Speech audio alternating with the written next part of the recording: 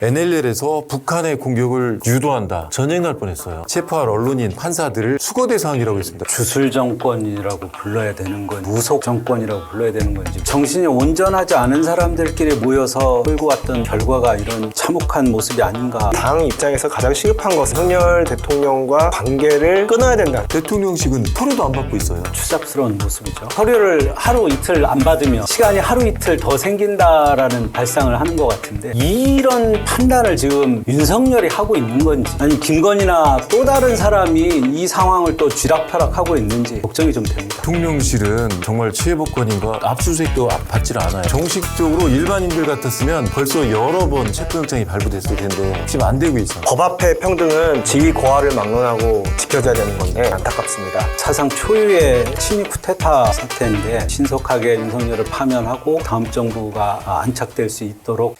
네, 여러분 안녕하십니까. 인터넷 종편 TV를 지향하는 뉴스앤톡이 마련합니다. 지변 토크쇼 시작합니다. 네, 오늘도 제 왼쪽으로 자리를 바꾸셨어요. 네. 류재화 국민의힘 세종시 갑 당협위원장 나오셨습니다. 네, 안녕하세요. 류재화입니다.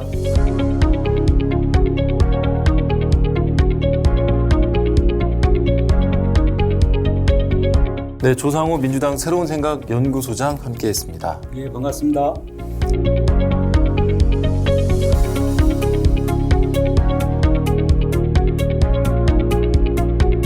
수사가 진행될수록 정말 이거 너무 어마어마한 뉴스들이 계속 나와서 이걸 참 안타깝습니다. 자, 오늘자 조금 전 보도를 보니까 경찰이 입수한 노상원 전 정보사령관 집 점집이에요. 점집. 네. 다 어떻게 보면 다 또 역수라고 관련이 있어서 뭐 이 부분은 다시 또 얘기를 하겠습니다만 좀 안타깝습니다. 자, 수첩을 보니까 NLL에서 북한의 공격을 유도한다.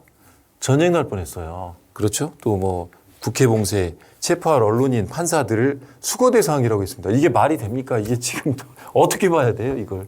그러니까 참 이걸 주술 정권이라고 불러야 되는 건지 무속 정권이라고 불러야 되는 건지 모를 정도인데 하여튼 정신이 온전하지 않은 사람들끼리 모여서 여기까지 끌고 왔던 그 결과가 이런 참혹한 모습이 아닌가 생각이 듭니다. 네. 같은 당이셨어요? 예. 지금도 같은 당입니다. 그렇죠. 예. 네, 이게 사실 아무리 상식 있는 정당이라면 이건 말이 안 되는 얘기 아닙니까? 이렇게까지 공모가 심하게 좀 깊숙이 진전이 됐다는 건. 그렇죠. 앞으로 노상원 전 정보사령관 같은 경우에는 민간인이었잖아요. 네, 군인 신분도 아닌 민간인이 지금 계엄을 설계했다는 의혹까지 받고 있는 상황인데 윤석열 정부를 만든 국민의힘에 속한 당직자로서 굉장히 처참한 기분입니다. 참담한 기분이고요. 앞으로 지금 수사가 진행되면서 조금씩 이제 수사 내용이 언론을 통해서 보도되고 있는데 앞으로 더 어떤 내용이 나올지 봐야 되는데 지금 우리 당 입장에서 가장 시급한 것은 무엇이냐면 윤석열 대통령은 이제 지금 탄핵 심판 절차를 밟고 있으니까 당에서 윤석열 대통령과 빨리 관계를 끊어야 된다는 거예요. 예. 관계를 그래서 저희가 애초에 처음 시작할 때부터 대통령의 출당을 요구했거든요. 몇몇 당협위원장들이 모여서. 근데 아직까지도 대통령의 출당이 이루어지지 않은 상태여서 지금 뭐 같은 그 당에 속해 있었던 대통령이라고 했는데 제가 그렇게도 말씀을 못 드리고 지금 현재도 같은 당이다 이렇게밖에 말씀을 못 드리는 상황이에요. 예. 자, 이제 그 탄핵 수사 얘기부터 한번 해볼게요. 지금 탄핵 절차를 밟고 있다고 했는데 사실 탄핵 절차가 지금 진행 중입니까? 지금 대통령식은 서류도 안 받고 있어요. 그러니까 참 추잡스러운 모습이죠. 추잡스러운 모습이죠. 근데 오늘 아마 헌재가 이 정도면 이제 그 절차가 개시됐다. 문서가 송달된 걸로 본다라는 입장 표명을 아마 오늘 할 거라고 봐요. 그러니까 참 기가 찬 거죠. 예. 그 서류를 하루 이틀 안 받으면 시간이 하루 이틀 더 생긴다라는 발상을 하는 것 같은데 제가 제일 궁금한 거는 이런 판단을 지금 윤석열이 하고 있는 건지 아니면 김건희나 또 다른 사람이 이 상황을 또 쥐락펴락하고 있는지 진짜로 걱정이 좀 됩니다.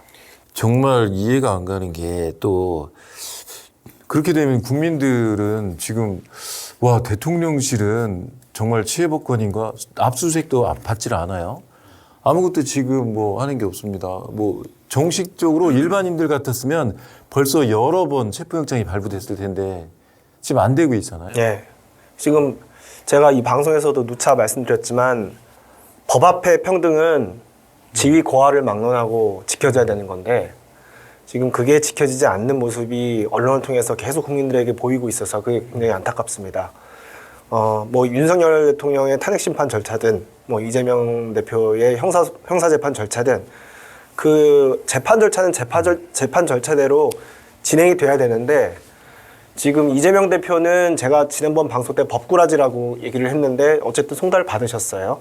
그런데 과한 표현이었죠. 예. 네. 근데 이제 뭐 저는 과하지 않았다고 생각합니다만 윤석열 대통령도 똑같은 표현을 지금 받지 않으려면 탄핵 심판 절차에 서류 수령하고 변론 절차에 임하는 거 해야 됩니다. 그게 모든 국민이 지금 법 앞의 평등이라는 정신에 부합하는 태도고요.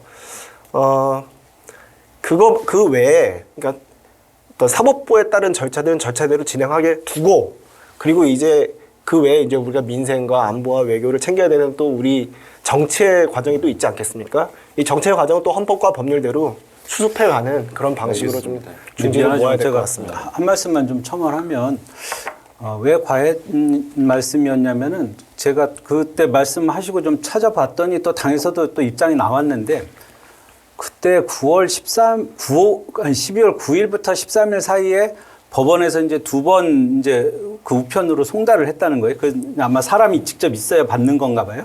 근데 그때 막 그 불법 계엄에다가 난리가 난 상황이니까 이재명 대표님 자택에 아무도 없었다는 거예요. 그래가지고 결국은 국회의원회관에서 받았는데 그걸 가지고 뭘 지연을 시킨다, 뭘 무슨 꾸라지다 이런 말씀을 하시는 거는 지금같이 비상한 시국에는 좀 과하죠. 알겠습니다. 그 법적인 얘기를 한번 다시 해볼게요. 예. 지금 대통령실에서 우리 이제 의자 위원장께서 법조인이시니까 대통령실에서 무슨 얘기를 하고 있냐면 자 공수처는 내란죄 수사권이 없다. 그럼 직권남용죄인데 직권남용죄는 소추 대상이 아니다. 우리는 변호인단 구성도 안 돼 있다. 자, 이 얘기거든요. 이 논리가 맞습니까? 어떤? 그 논리는 안 맞는 부분이 많죠.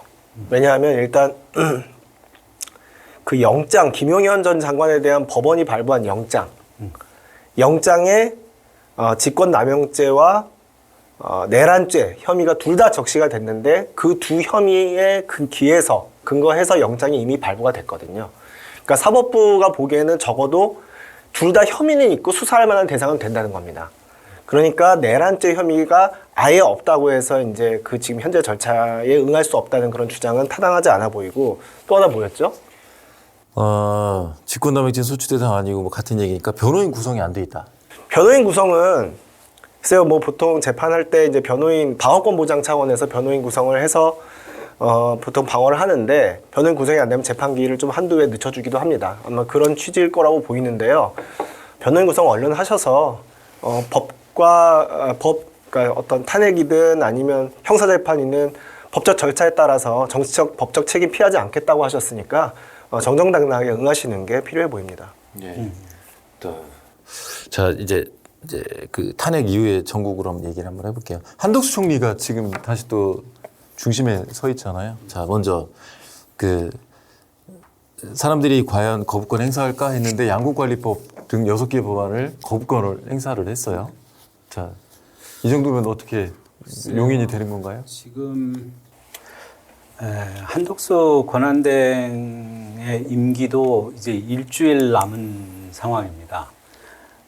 상설특검법하고 김건희 특검법이 이제 그 제의 요구를 하든 수용을 하든 그 시한이 1월 1일까지거든요. 그러니까 앞으로 일주일 안에 권한대행이 국회에서 의결한 두 법안에 대해서 수용을 하지 않으면 아마 이건 내란에 동조하는 행위라고 국민들이 판단할 수밖에 없고 그러면 또 권한대행 자체가 또 탄핵이 되는 상황에 빠질 수 있거든요. 그러니까 물론 이제 양곡법처럼 우리 농민들을 위해서 꼭 필요한 법안이긴 하지만 지금은 국가 비상시국이기 때문에 우리가 그런 논의는 추후에도 할 수 있으니까 일단은 거기까지는 뭐 이해할 수 있다. 이해하는 건 아니지만 지금 그걸 가지고 논쟁을 복잡하게 끌어갈 상황이 아니기 때문에 이 지금 뭐 여야정 협의체도 이제 가동이 된다라고 하는데 신속하게 내란 특검법하고 김건희 특검법을 수용하는데 권한대행이 응해줬으면 좋겠다 이런 말씀드리고 네. 시한은 일주일이다 이 말씀드리겠습니다. 24일에서 민주당이 좀 변경이 됐나요? 24일. 24일 아직 아니, 유지하고 아니. 있고요. 네. 예, 그 권한대 한덕수 국무총리 권한대행이죠. 대통령 권한대행의 그 권한 행사 범위 문제는 제 생각에는 어떤 정치적인 논쟁에 휘말리게 두는 것보다는 헌법과 법률이 정한 절차에 따라 굉장히 담백하게 객관적으로 판단돼야 돼요. 네. 왜냐하면 이 권한대행이라는 거는 우리 법적으로 대통령이 할 수 있는 모든 권한을 다 대행할 수 있는 건 아니고요. 대통령의 직무 중에서 통상의 업무 범위에 속한 것만 행할 수 있습니다. 왜냐하면 굉장히 임시적으로 잠정적으로 권한대행을 하는 거기 때문에 대통령이랑 똑같은 권한을 행사할 수는 없어요. 그래서 기존에 이어온 질서, 그 질서를 유지하는, 현상 유지하는 한도 내에서 권한을 행사할 수 있는 거고 기존에 이어온 질서를 변경하는 것은 혹은 새로운 질서를 창설하는 것은 권한대행이 할 수가 없어요. 이제 그런 관점에서 하나하나 평가를 해야 되는 거예요. 그러니까 양곡관리법 같은 경우에는 이미 윤석열 정부가 한덕수 국무총리 하에서 뭐 이것이 이제 시장경제 원리에 반해서 위헌 소지가 있다고 이미 얘기해 놨기 때문에 그 질서를 유지하는 한도 내에서 거부권을 행사한 것이고요. 그리고 뭐 김건희 특검법이라든가 내란죄 특검법에 대해서도 이제까지 국민의힘과 이 정부가 한덕수 국무총리 시절에 계속 주장해 왔던 그 위헌이라는 논리가 있어요. 그 논리의 연장선상에서 저는 평가를 해야 된다고 봅니다. 헌법재판관 임명 문제도 마찬가지예요. 헌법재판관 임명도 저는 그거는 좀 우리 원내대표 입장과 좀 다른데 그거는 국회에서 추천한 건데 그 추천을 안 하고 있는 것은 새로운 질서를 만들어내는 거거든요. 그거는 있는 대로 그냥 임명을 해주면 되는 겁니다. 그래서 이걸 정치적 유불리에 따라 볼 게 아니라 그 대통령 권한대행의 헌법상 부여된 권한의 범위 내에서 적법하게 권한을 행사하게 하면 되는 거예요. 자꾸 이거를 정치적으로 오염시킬 필요가 없습니다. 아니 그러면 지금 말씀은 헌법재판관 임명은 당연히 해야 되는 건데 김건희 특검법은 반대해야 된다라는 말씀을 하시는 저는 건가요? 그게 기존에 해왔던 논리의 연장선에서 맞다고 생각해요. 이제까지 위헌이라고 주장을 해왔는데 지금 그때 이 방송에서 제가 말씀드렸잖아요. 선수가 무소 불위라고 하고 뭐 반지의 제왕 같은 법이라고 하고 선수가 심판을 고르는 법이라고 해서 그게 위헌성이 있다고 말씀드렸는데 지금 대통령 탄핵소추, 불법 계엄이라는 사태가 있었다고 해서 그 논리가 갑자기 없어지는 건 아닙니다. 근데 그렇게 말씀하시면 이제 시청자분들께서 오해를 하실 수가 있어요. 지난번에 12월 7일이었죠. 윤석열 내란 수계에 대한 탄핵이 1차 무산될 때 그날 그 직전에 국민의힘 의원들이 주도해가지고 김건희 특검법 그때 이제 제2 요구에 대한 표결을 했었습니다. 그때 찬성이 198표였어요. 그렇죠. 2표가 부족했던 거죠. 네. 만약에 거부권을 행사해가지고 국회에서 만약에 또 표결을 하면 그때 198표만 나올 것 같습니까? 그러니까 말씀하신 대로 정치라는 현상은 있는 그대로를 봐야 되는 거예요. 지금은 어떻게 하면은 국민의힘을 포함해서 우리 국민들이 내란 수계인 윤석열과의 관계를 단절하고 새로운 시대를 나가냐 논의를 해야 되는데 지금 명태균은 시작도 안 한 상황이에요. 뭐가 나올지 누구도 예상이 불가능한 겁니다. 한 말씀만 덧붙일게요. 공수처, 경찰, 검찰, 그들이 만든 공조본, 특수본, 온갖 종류의 수사기관들이 다 지금 붙어서 내란 혐의에 대해서 지금 수사를 하고 있고요. 그리고 김건희 여사 관련해서도 저는 위헌성을 제거한 그런 특검법이 있다면 얼마든지 저는 많은 국민의힘 의원들도 찬성할 여지가 있다고 봐요. 근데 기존에 해왔던 논리가 있는데 갑자기 그 위헌이라는 논리를 싹 다 바꿔가면서 다른 거 외에는 전혀 달라진 게 없는데 그 논리를 싹 바꿔나가면서 갑자기 반대해서 찬성으로 입장을 바꿀 수는 없다는 것이죠. 그걸 특히 국무총리가 대통령 권한대행으로서 헌법상 부여된 권한을 행사할 때는 더더욱 조심해야 돼요. 자기의 가지고 있던 논리의 일관성을 유지해야 되니까요. 자, 지금 헌법과 법률에 의해서 우리는 자꾸 그 뭐 이 대통령의 권한 대통령 권한 대행의 업무 범위도 얘기를 해야 된다고 하지만 사실은 헌법과 법률을 너무 많이 해석을 해야 돼요. 또 지금 보면 자 24일까지 특검법 안 받으면 탄핵한다고 하지 않습니까? 그렇게 하면 탄핵을 어떻게 해야 되죠? 탄핵 구성 요건이 어떻게 됩니까? 탄핵 구성 요건은 지금 그것도 총리입니까 대통령입니까? 그것도 지금 논란이죠. 이제 그거 가지고서 또 이제 말하자면 문제가 생기면 권한쟁의 심판이라든가 이제 그거 가지고 또 헌법재판소 또 가야 돼요. 예. 이제 지금 저도 그게 300명인지 아니면 뭐 저기 200명인지 151명인지 그거에 대한 저 나름대로의 생각은 있습니다만 지금 이제 그거 가지고 또 이걸 정치 쟁점화하면은 이게 또 헌법재판소 가서 또 시간이 끌려지고 그런 국민들은 언제 대체 결과가 나오는 거야. 이제 초두에 지금 한 상황이거든요. 그래서 저는 이럴 때일수록 자꾸 이거를 정치 쟁점화하고 민주당처럼 뭐 24일까지 한덕수 국무총리 그 특검법 공포하지 않으면 탄핵해버린다는 그런 협박보다는 지금 차분하게 논의해야 될 때라고 생각해요. 좀 냉정을 찾고 이 법안 처리에 관해서는 그렇습니다. 여기서 또 정치의 논리가 치고 들어오면 답이 안 나옵니다. 그 특검법안이 위헌이라는 건 또 국힘 얘기잖아요. 맞습니다. 예, 또 민주당에서는 글쎄요, 뭐 그러니까 지금 상황은 이런 얘기로 서로 막 공방을 벌일 어떻게 보면 시간조차 좀 아까운 거거든요. 근데 이제 한덕수 권한대행에 대해서 우리가 만약에 탄핵을 해야 된다 그러면 그냥 본질을 봤으면 좋겠어요.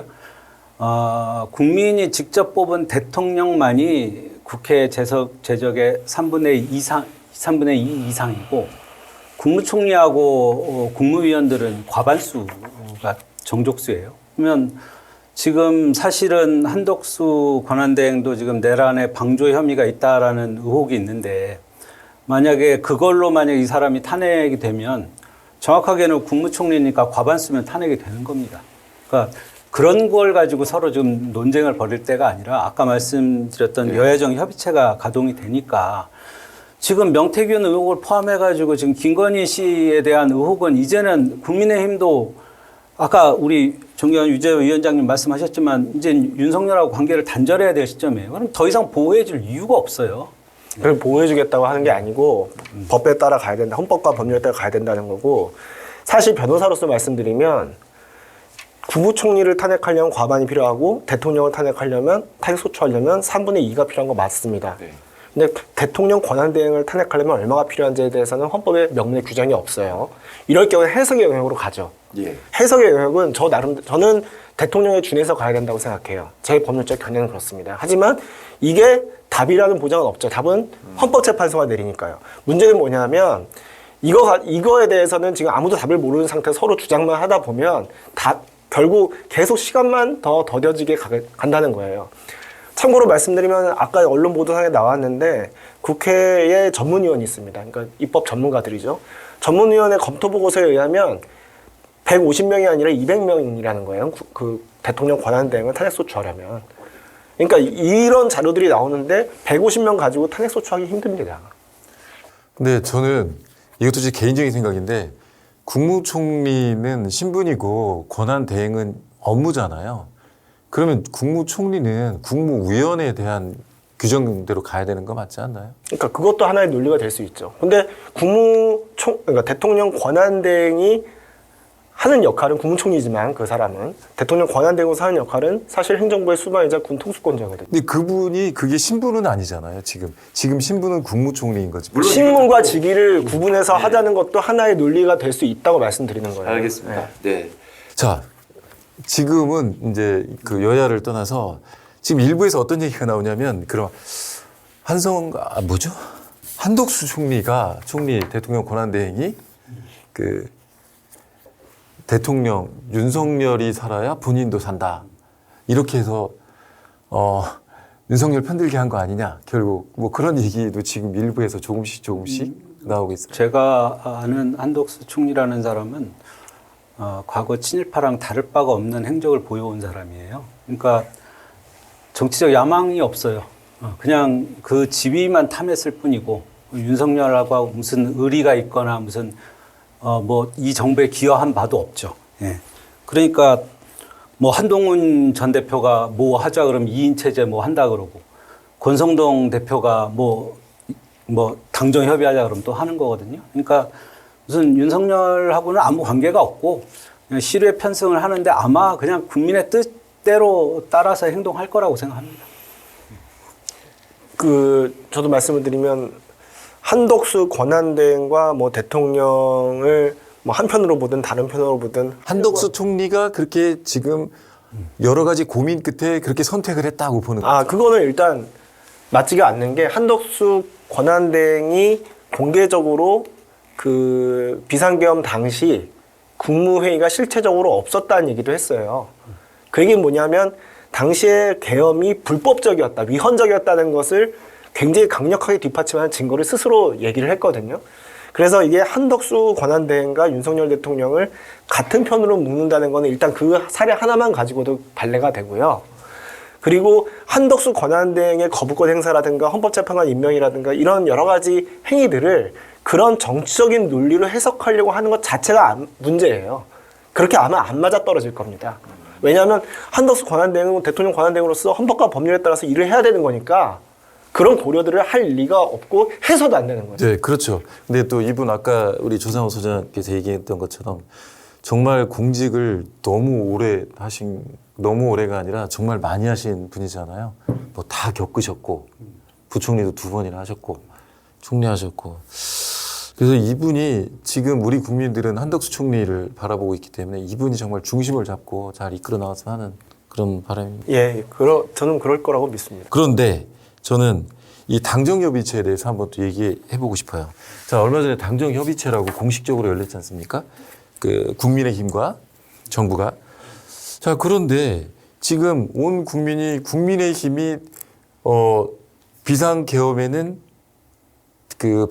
적극적으로 반대하지 않았고 오히려 찬성에는 탄핵에는 찬성하는 사람들이 훨씬 많았던 정당이면서 대통령을 배출한 정당인데 당정협의체가 가당키나 한 일이냐. 지금 이게 당연히 그래서 당과 정이 앞으로 힘을 모아서 우리나라 국정을 잘 이끌어간다. 이거 논리적으로 모순 아닐까요? 일단 그건 제가 먼저 말씀드릴게요. 일단 지금 저는 이제 대통령 출당을 원하는 사람이지만 대통령이 아직 이 당 소속이기 때문에 직무 정지된 대통령이 이 당 소속이기 때문에 아직 국민의힘은 여당인 건 맞습니다. 네.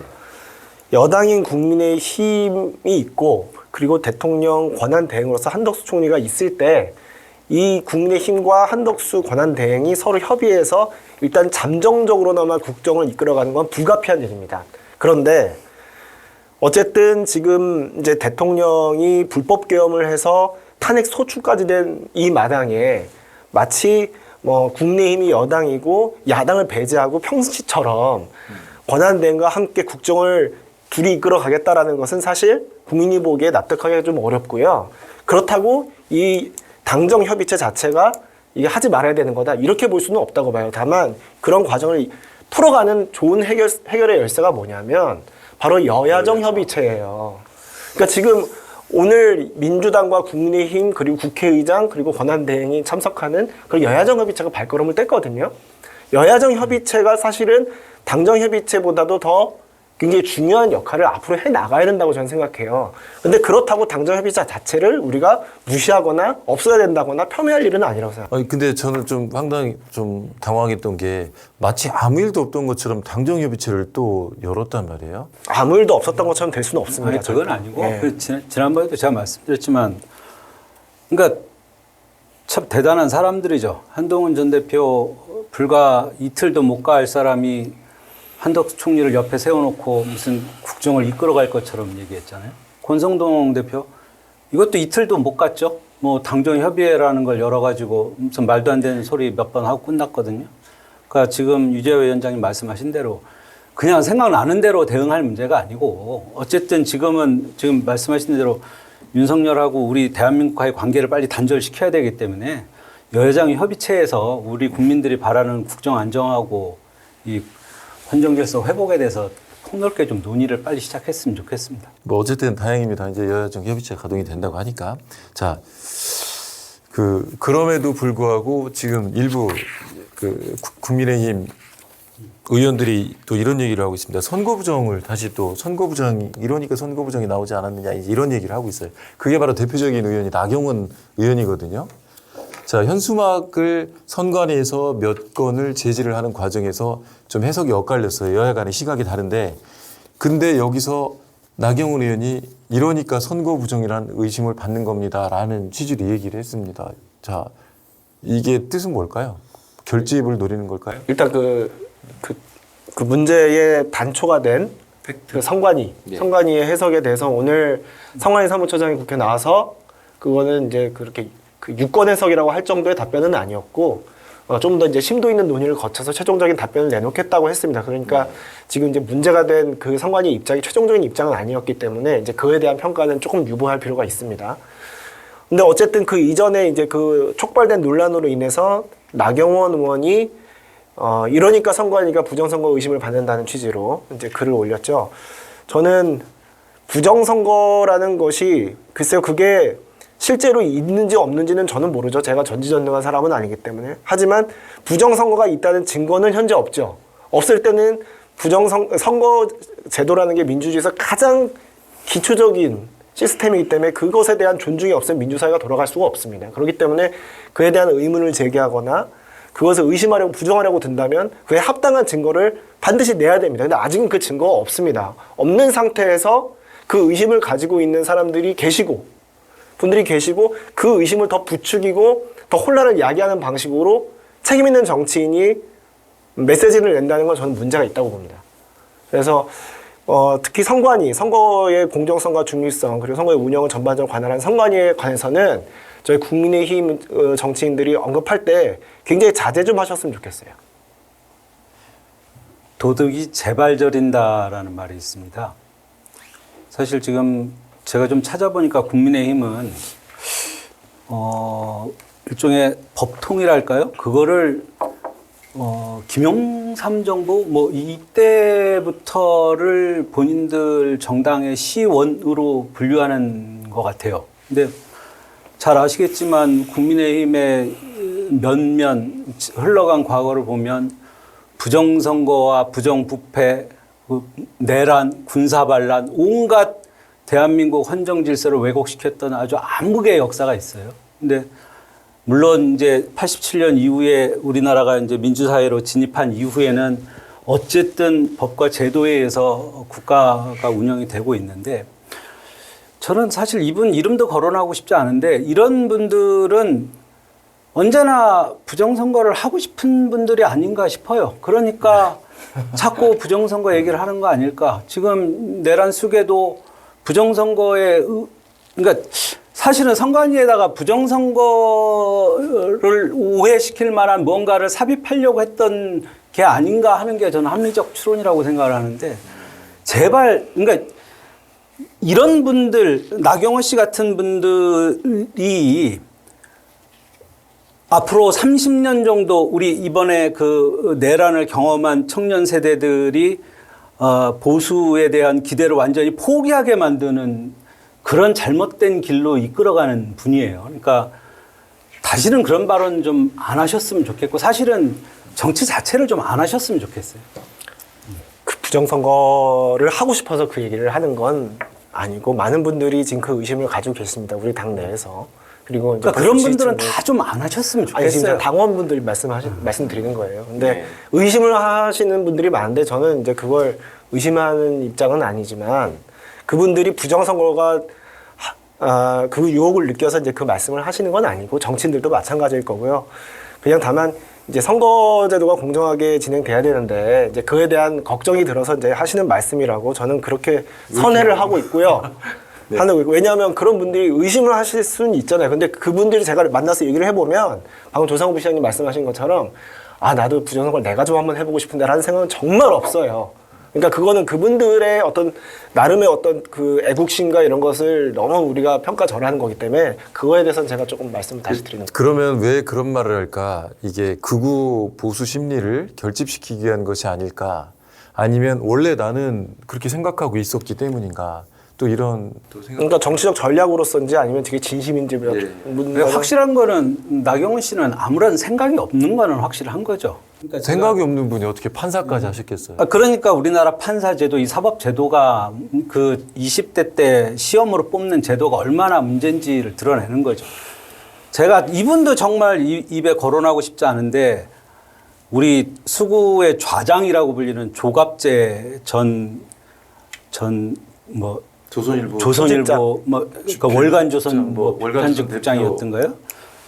국민의힘은 이적 단체다. 더럽게 미쳤다. 내란 비호당, 부정선거 음모당으로 전락했다라는 글을 썼어요. 그리고 전에 박근혜를 인터뷰했던 정규재 전 한국경제신문 주필은 두 대통령을 잇따라 탄핵해야 하는 당이라면 무언가 근본에서 잘못되었다는 것을 시인해야 한다. 그러니까 지금 제가 느낄 때는 우리 유재하 위원장님 같은 분이 지금 당내에서 굉장히 소수로 좀 어떻게 보면 박해를 받고 있는 것 같아요. 근데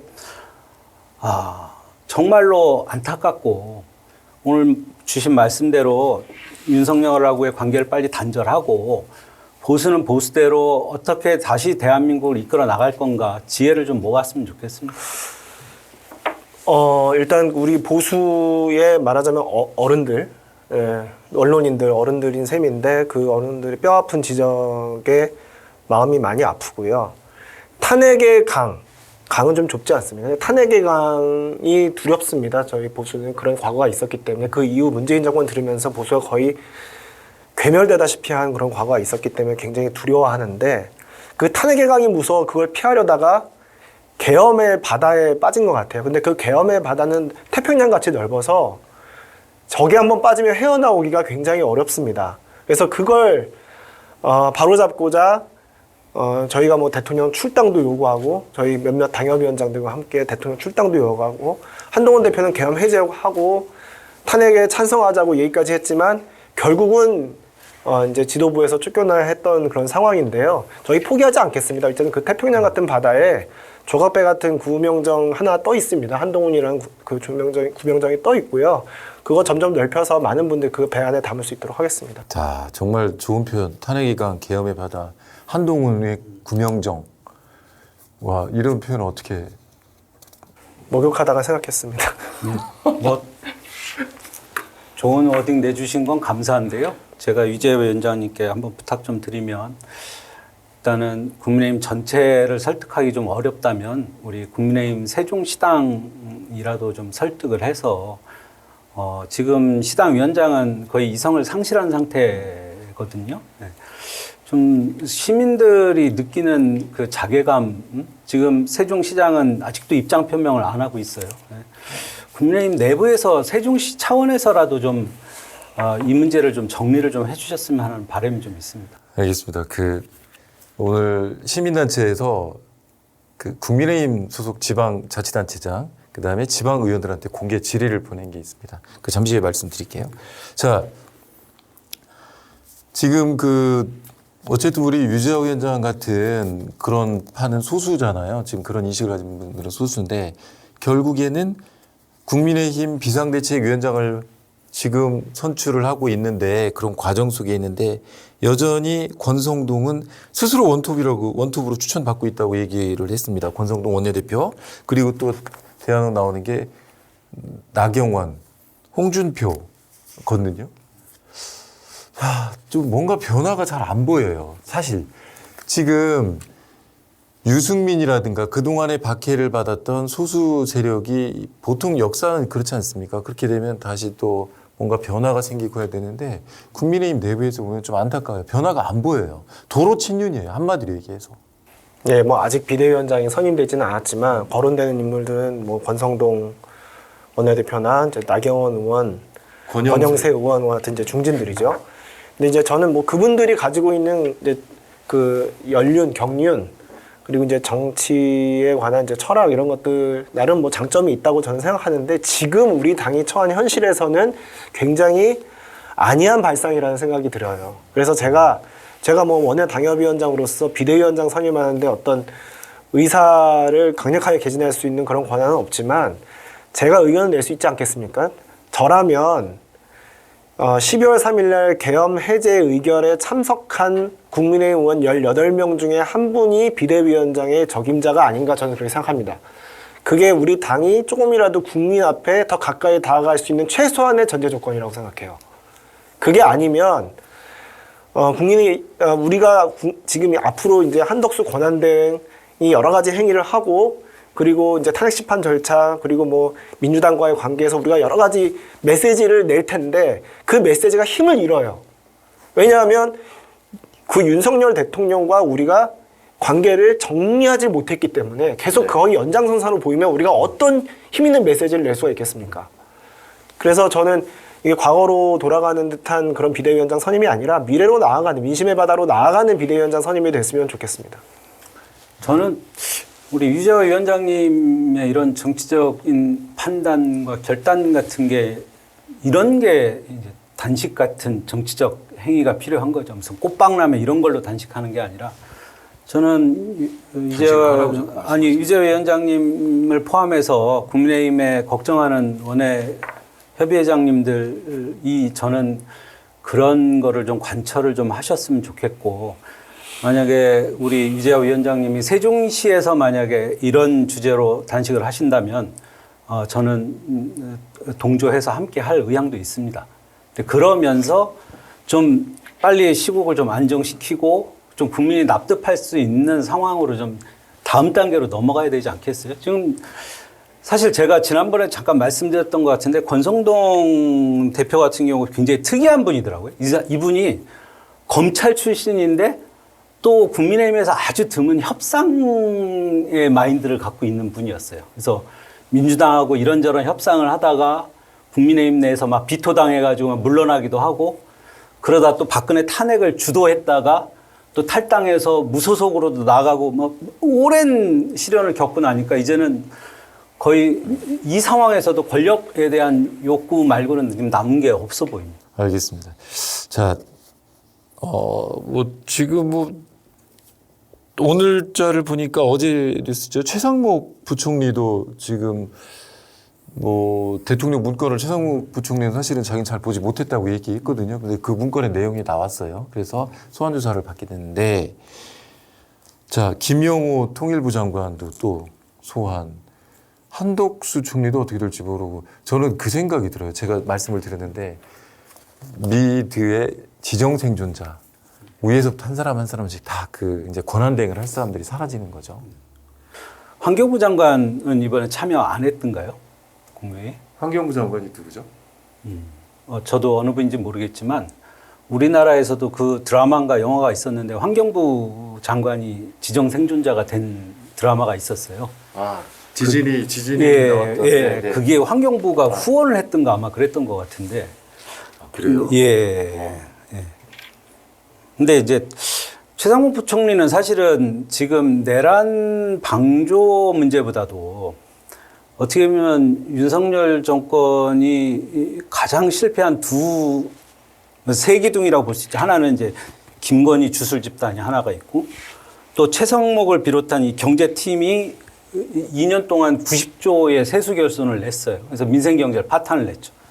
그리고 보건복지부 쪽에서 의료대난을 일으키면서 이 정권이 무너진 거거든요. 근데 사실은 최상목 부총리는 본인 스스로가 지난 2년 반 동안의 국정 운영에 대해서 가장 반성을 많이 해야 될 사람이에요. 그분이 물러나야 된다 만다를 떠나서. 예, 그 최상목 부총리 개인에 대한 평가를 하기에 앞서서 지금 계속 지금 국무위원들을 탄핵하겠다고 지금 민주당이 압박하고 있는데 그렇게 하면 역풍부입니다. 왜냐하면 국민들이 지금 저렇게 거리에 나와서 강한 목소리를 우리 윤석열 대통령의 그 비상계엄 선포에 대한 비판의 목소리, 탄핵에 대한 강한 찬성의 목소리를 내는 이유는 뭐냐면 그런 여러 가지 어떤 문제, 그 경제 실정이라든가 이제 뭐 그런 문제가 아니고 이 비상계엄이라는 이 행위 자체에 대한 굉장한 거부감이 있는 거거든요. 이런 거부감으로 인해서 지금 비상사태가 발생한 거고 그래서 지금 여야가 협의체도 만들고 이래서 이걸 수습해 가야 되는데 이거를 또 국무위원들을 탄핵을 한다. 그래서 국무회의가 그 절반이 안 되면, 국무위원 숫자가 절반이 안 되면 국무회의 열지도 못해요. 그러면 아예 국정이 진짜 문자 그대로 마비되는 거거든요. 그렇게 이거를 몰아갔을 때 과연 국민이 거기까지 하는 걸 하는 거에 기껏 힘을 실어 주실 것인가? 저는 아니, 그렇지 않을 그러니까 거라고 생각해요. 한독수 권한 대행이 국가와 국민을 생각하면 본인이 해야 할 일을 하면 되는 거죠. 왜냐하면 지금 말씀대로 지금 내란 방조 아니면 내란 동조한 사람들이 어디까지인지 지금 확인되지가 않고 있어요. 수사 중인 거고.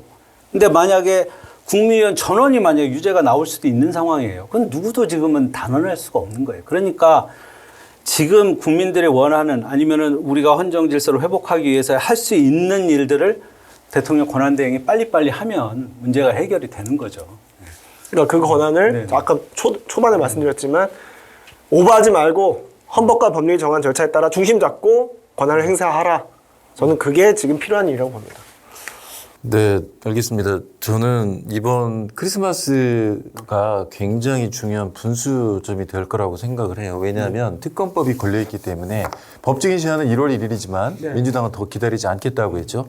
그리고 지금 말씀하신 대로 사실 민주당 지도부에서는 국민의힘이 일부 소수 강성층에 휘둘리는 것처럼 또 민주당에서도 사실 그런 면들은 조금 있는 것 같아요. 좀 탄핵을 또 목소리를 높이는 분들이 더 주류이신 것 같기도 하고.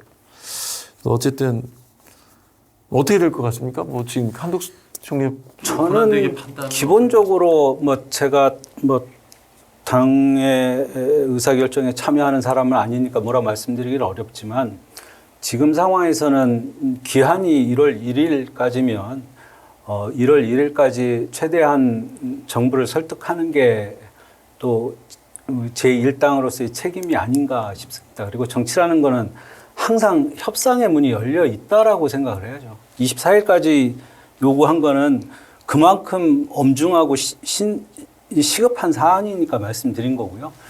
24일이라는 게 내일이거든요. 네. 그러니까 이번에 말씀하신 대로 여야정 협의체가 발족을 했으니까 조금 더 내밀하게 좀 그 지혜를 좀 모아주셨으면 좋겠습니다. 예, 저도 그 여야정 협의체 통해서 굳이 뭐 탄핵 소추하는 그런 상황까지 가지 말고 서로 합의할 수 있는 지점이 분명히 있다고 생각하거든요. 예, 그 타협점을 찾아주셨으면 좋겠습니다. 알겠습니다. 뭐 이번 주는 딱히 지역 이슈가 없어서 우리가 지금 세종시 예산 통과됐잖아요. 예. 그게 준예산 사태에 가지 않고 네. 어쨌든 예, 그나마 다행인. 부동의 얘기 지난주에 했었는데 뭐 어쨌든 우리가 또 사실 또 잘 된 거는 또 그렇게 딱히 주제에 오를 수는 네. 잘 된 것은 안 올 수가 없군요. 예. 예, 뭐 지역 이슈 대신 뭐 중앙 논의를 많이 했는데요. 아까 제가 잠깐 말씀을 드렸는데 지금 시민단체에서 뭐 대전과 충남 쪽, 뭐 세종시도 당연히 해당이 되겠죠. 시민단체에서 무슨 얘기를 했냐면 국민의힘 대전시당 및 국민의힘 소속 지방의원들에게 질의합니다. 공개 질의. 온 국민은 국회가 유린되는 모습을 지켜왔습니다. 비상계엄에 대한 찬반 여부를 밝혀주세요. 두 번째는 지방의회의 정치적 활동을 금지했습니다. 지방의회 정치적 활동 금지에 대한 입장을 밝혀주세요. 세 번째는 내란죄의 이 결정, 탄핵에 대한 국민의힘 지방당의 결정에 대한 입장을 밝혀주세요라고 얘기를 했거든요. 이걸 26일까지 지방당이면 뭐 시당 말씀하시죠? 그렇죠. 시당. 예. 그 26일까지 지금 밝혀달라고 얘기를 했어요. 그러니까 이거를 보고 다음 주에 다시 한번 이 부분에 대해서 얘기를 한번 하도록 하겠습니다. 자, 그리고 다음 주에는 각자 뽑은 10대 뉴스 보면 뭐 대부분 또 중복되는 것들도 있을 텐데 우리 두 분이 각자 뽑은 10대 뉴스가 지역에서는 무엇이 있었고 뭐 지역에서 10대 뉴스를 다 뽑지는 못하겠죠. 그러면 그냥 뭐 중앙이든 우리 세종이든 합쳐서 10가지. 네, 10가지. 예. 거기에 대해서 놓고 토론을 한번 또 해보도록 하겠습니다. 자, 마지막으로 마무리. 오늘은 누가 먼저 하실까요? 뭐 편하신 대로. 오늘 그냥 제가 먼저 하겠습니다. 그 탄핵 심판 절차는 이미 막이 올랐고 법대로 진행돼야 됩니다. 더 이상 이제 사법의 문제로 넘어간 문제에 대해서 우리가 정치권에서 더 이상 거기에 매몰돼서 그 사법을 다시 정치화하는 그런 운은 범하지 말아야 됩니다.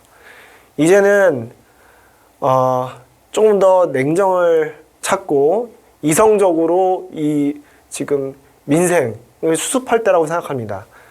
여야 정 협의체가 이제 첫 발을 내디뎠으니 이 협의체 중심으로 오래 가서는 안 돼. 이 과도기를 잘 넘어가서 좀 국민들께서 좀 편안하게 안심할 수 있는 그런 국정 운영을 해주기를 간절히 원합니다. 예. 법은 어떻게 보면 정치가 마비되거나 아니면 정치 현상이 원활하지 못할 때 소구되는 일종의 최후의 장치 같은 거죠. 그러니까 지금은 사상 초유의 친위 쿠데타 사태인데 그것도 이제 민주사회에 들어선 다음이에요. 근데 말씀하신 대로 우리 헌법 질서가 정한 절차대로 신속하게 윤석열을 파면하고 다음 정부가 안착될 수 있도록 국민 여러분과 함께 지혜를 좀 모으겠습니다.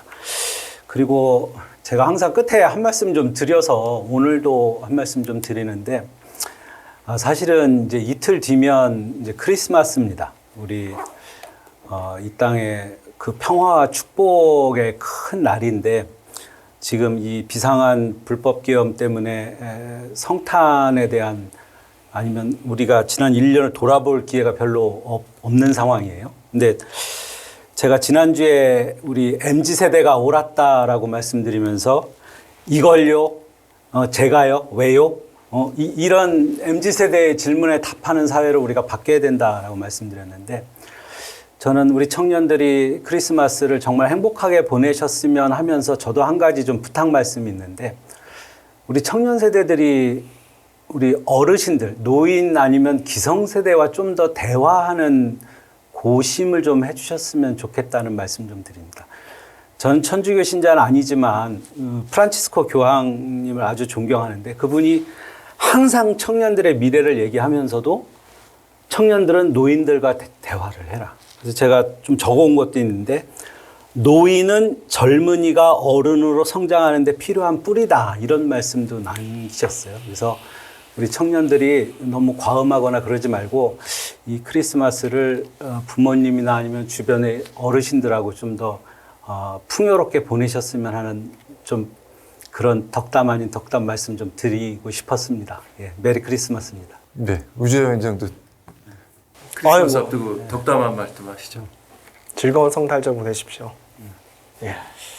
네, 이상으로 지배한 토크쇼 마치겠습니다. 고맙습니다.